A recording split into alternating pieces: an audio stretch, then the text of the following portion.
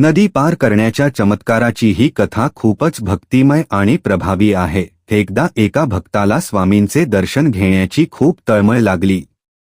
तो अक्कलकोटच्या वाटेवर होता, पण वाटेत एक मोठी नदी होती आणि तिला खूप पूर आला होता। नावेने जाणेही अशक्य होते। तो भक्त हताश होऊन तिथेच।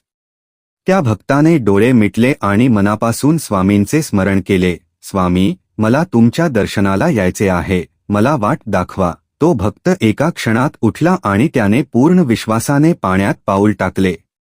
स्वामींच्या कृपेने काय आश्चर्य! त्याला पाणी गुडघ्यापर्यंतच लागले आणि तो भक्त सहजपणे ती नदी पार करून अक्कलकोटला पोहोचला। जेव्हा तो भक्त स्वामींच्या समोर गेला, तेव्हा स्वामी स्मितहास्य करत म्हणाले, काय रे, नदीला खूप पूर होता ना? मग तू कसा आलास? ज्याला माझ्यावर विश्वास आहे, त्याला कोणतीही गोष्ट रोखू शकत नाही।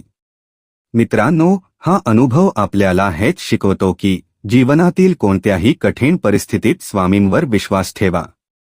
ते नक्कीच आपल्याला मार्ग दाखवतील।